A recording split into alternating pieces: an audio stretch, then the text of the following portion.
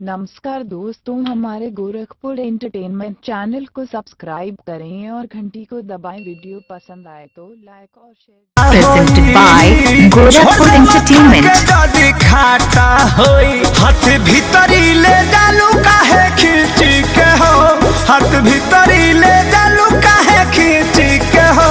बोल का भाव बात हरा लीची के हो, बोल का भाव बात हरा लीची के हो। दे दीजिए नहीं तो सर जाएगा।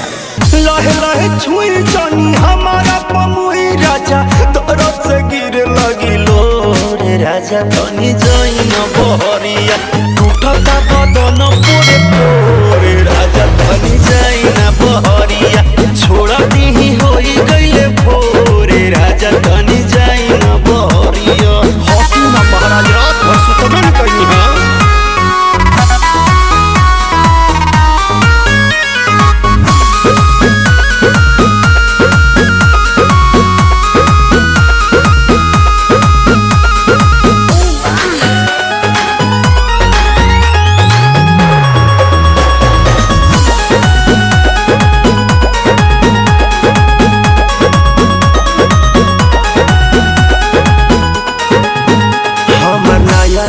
गवाना नया तकिया बिछवाना, नया चोली के खोली तू बनवल खेलवाना।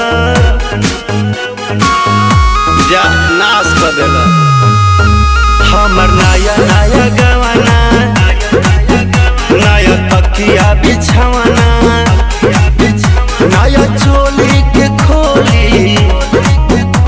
बनवला खेलवाना। नया नुहर जानी बनी एक चोर राजा, तेरा कमर बड़ा तोड़ राजा। तनी जाई न बहरिया टूटता बदन पूरे पूरे राजा। तनी जाई न बहरिया छोड़ा दी होई गईले भोरे राजा। तनी जाई न बहरिया छोड़ दी।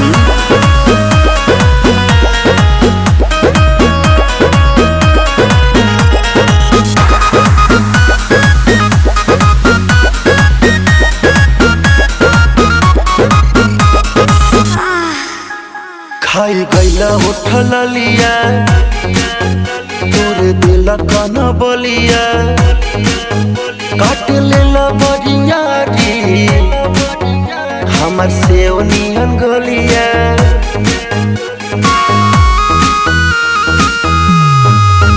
खाई गईला उठल लिया तोर दिल कन बलिया, काट लेला बरियारी